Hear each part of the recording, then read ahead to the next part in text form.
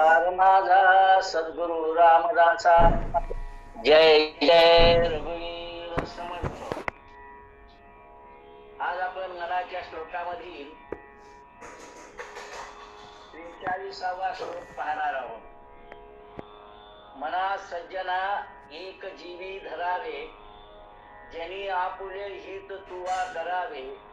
रघुनायकी वीण बोलो नको हो, सदा मानसी तो निज ध्यास राहो. यामध्ये 2-3 शब्द महत्वाचे. एक आहे आपुले हित.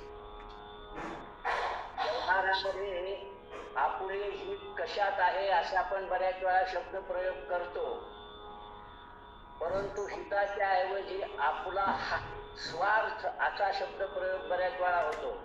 माझा ह्याच्यात स्वार्थ नाही, मी हे काम करणार नाही.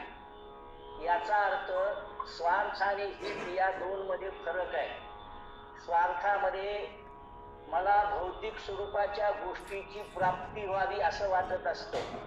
घर असावं, दार असावं, वाहन असावं, या सगळ्या गोष्टींची इच्छा या स्वार्थाच्या माध्यमातून होत असते.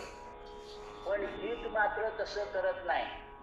हिताच्या संदर्भामध्ये जसं समर्थांनी म्हटलंय तसं जगद्गुरु तुकाराम महाराजांनी सुद्धा हितावरचे अनेक अभंग आहेत. त्यातला एक महत्वाचा अभंग या ठिकाणी थोडक्यात उल्लेख करावा असा वाटतो. आपुलिया हिता जो असे जागता, धन्य माता पिता तयाचेरी. खुळे कन्या पुत्र होती जे सात्विक, तयाचा हारिक वाटे देवा. गीता भागवत करीती ते श्रवण, अखंड चिंतन विठोबाचे. आता या ठिकाणी आपल्याला लक्षात घ्यायचंय, गीता भागवत करीती ते श्रवण हा शब्द जर आपण लक्षात घेतला तर आमचं हित भगवंताच्या विषयीचं श्रवण करण्यात आहे, त्याचं चिंतन करण्यात आहे, त्याचा निधध्यास घेण्यात आहे. या ठिकाणी निधध्यास असा शब्द प्रयोग आलाय, त्याचंही स्पष्टीकरण आवश्यक आहे. ध्यास कशाला म्हणतात या संदर्भात एक उदाहरण मी विद्यार्थ्यांच्या समोर वारंवार बोलत असल्यामुळे त्या प्रकारचं सांगतोय. एक गणिताच्या शिक्षकाने एक प्रमेय समजून दिलं, त्याच्यावरचं एक गणित समजून दिलं आणि विद्यार्थ्यांना त्याच्यावरचे 5 गणित सोडवायला सांगितले. दुसऱ्या दिवशी 2च विद्यार्थ्यांनी 5ला 5 गणित सोडवले. जणांनी तर सोडवलेच नाही, 10-12 जणांनी, पण बाकीच्यांनी 3च गणित सोडवले. या दोघांना जवळ बोलवून शिक्षकांनी म्हटलं की यांच्यासारखं तुम्ही केलं पाहिजे.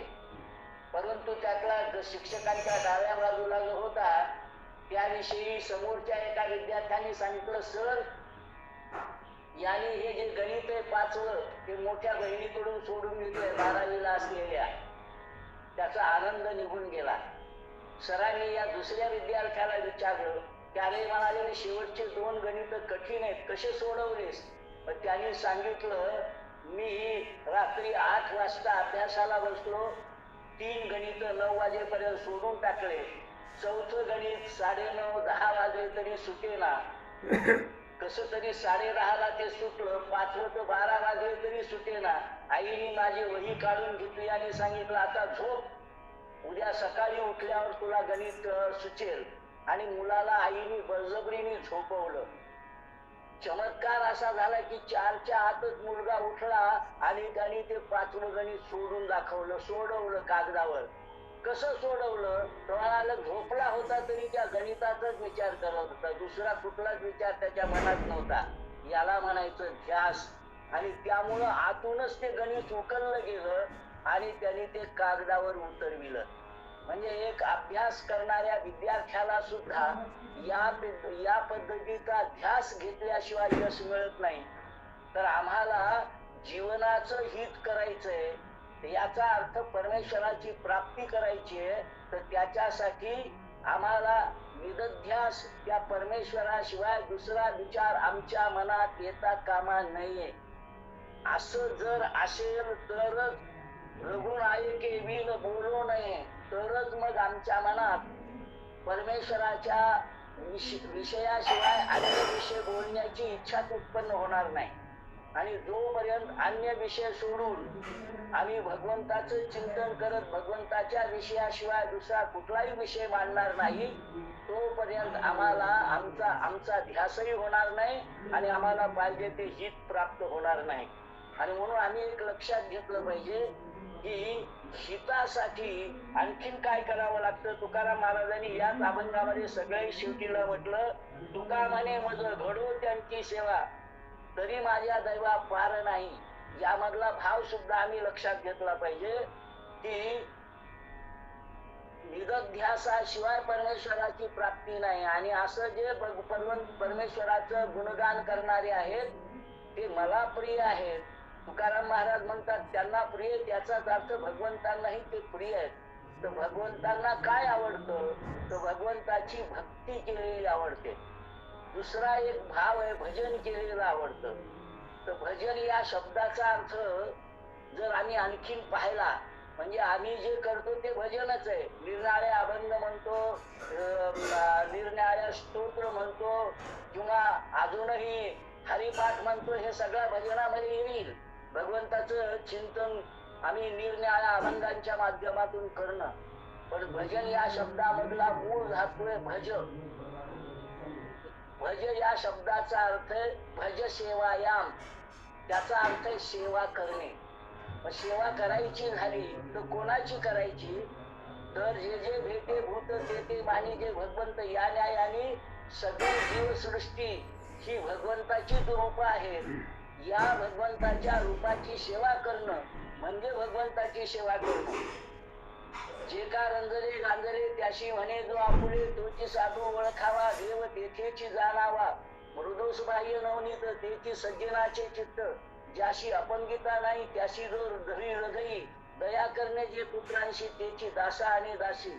असं जगद्गुरु तुकाराम महाराज म्हणतात ते याच अर्थाने आमच्या समोर दुःख आहे, दैन्य आहे, दारिद्र्य आहे, हे जे सगळं दुःख दैन्य दारिद्र्य दिसतंय ते दूर करून समाजाला उन्नत स्थितीला आणणं ही सुद्धा भगवंताचीच सेवा आहे असं आम्ही मानलं पाहिजे. आणि त्या प्रकारच्या या भजनात जसा आमचा काही वेळ जातो तसं भज सेवायाम या न्यायाने भगवंताच्या रूपांची सेवा करणं हाही एक भाग यामधून आम्ही लक्षात घेतला पाहिजे.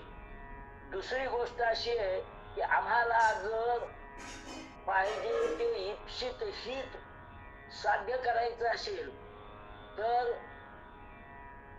समर्थ रामदास एका ठिकाणी म्हणतात की जे शिष्याला साधन सांगत नाही असे आडक्याचे 3 गुरु मिळाले तरी करू नये.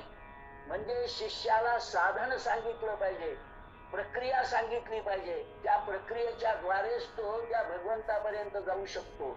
मग प्रक्रिया काय आहे या संदर्भात सुद्धा थोडस विवेचन अत्यंत आवश्यक आहे. आम्ही मूर्ती पूजा करतो, भगवंताची मूर्ती आम्ही आमच्या डोळ्यासमोर ठेवतो. चांगलंय, आम्ही पूजा केली पाहिजे. परंतु भगवंताची केवळ एकच मूर्ती नाहीये. ज्या मूर्तीची कागदाची असो किंवा दगडाची असो किंवा मातीची असो म्हणून त्या मूर्तीची आम्ही पूजा करतो, असं गृहीत धरा आम्ही भगवान श्रीकृष्णाची पूजा करतो आहोत मूर्तीची. तर भगवान श्रीकृष्णाची ही पूजा हिला मृण्मय दर्शन म्हणतात. मातीचे किंवा दगडाच्या मूर्तीचं दर्शन घेणं याला मृण्मय दर्शन म्हणतात. पण या मृण्मयानंतर आम्हाला पुढे गेलं पाहिजे. पुढचं आहे ते वाङ्मय दर्शन. म्हणजे भगवान श्रीकृष्णाची गीता आणि भागवत याचं जर श्रवण मनन निरध्यास आम्ही केला नाही तर आम्ही 4थी 5वी पर्यंतच आहोत, अध्यात्मात समजायला हरकत नाही. आम्हाला त्याच्या पुढे जायचं असेल तर भगवंताच्या दुसऱ्या मूर्तीचं पूजन आम्ही केलं पाहिजे, दर्शन घेतलं पाहिजे. आणि दुसऱ्या मूर्तीचं दर्शन म्हणजे काय, श्रीमद भगवद्गीतेत भागवतात जे सिद्धांत सांगितले त्या सिद्धांताप्रमाणे मी माझ्या जीवनाची रचना करणं म्हणजे भगवंताच्या ठिकाणी वस्ती करणं असा सुद्धा अर्थ आहे.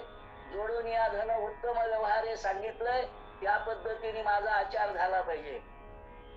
यदिर आचरती श्रेष्ठ तत्देवे तरोजना येथ वडील जे जे करीती तया नाम धर्म ठेविती तेची अनुस्थिती सामान्य सकळ या न्यायाने सामान्य माणसं यांना मार्गदर्शन करण्यासाठी आपल्या स्वतःच्या जीवनातून गीतेच्या माध्यमामधून भागवताच्या माध्यमामधून जो आचार आम्हाला कळला तो आचार समाजासमोर ठेवला पाहिजे, स्वतःच्या आचरणाने ठेवला पाहिजे.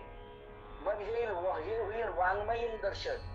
आणि अशा रीतीने वाङ्मयीन दर्शन झाल्यानंतर भगवंताचं चिंतन आमचं चालूच आहे, त्यांच्या चरित्राचं चिंतन चालूच आहे.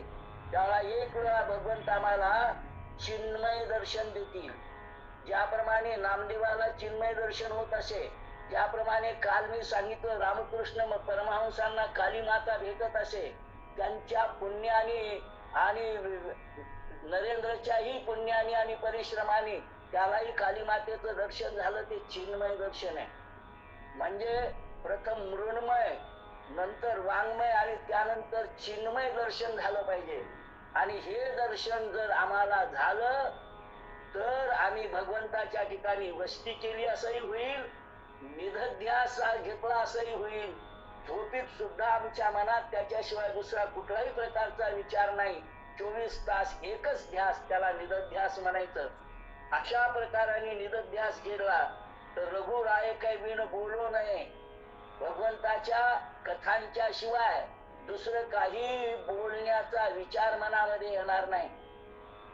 दर्शन घ्यायचं ते भगवंताचं घ्यायचं, गुणगान करायचं ते भगवंताचं करायचं, गुणगान ऐकायचं ते भगवंताचं ऐकायचं. अशा प्रकाराने आमचं जीवन झालं तर आमचा निधध्यास होईल आणि आम्हाला पाहिजे त्या ईश्वरत्वाची प्राप्ती त्याच आधारावर होऊ शकते. म्हणून या अभंगामधून आमच्या आणि सगळा उपदेश अभंगाचा कोणाला आहे? मनाला आहे. या मनाला आम्ही या पद्धतीने जर वळण लावलं तर निश्चितच आमचा विकास झाल्याशिवाय राहणार नाही, आम्हाला ईश्वरत्वाची प्राप्ती झाल्याशिवाय राहणार नाही. एवढंच आजच्या संदर्भात आपण लक्षात घ्या.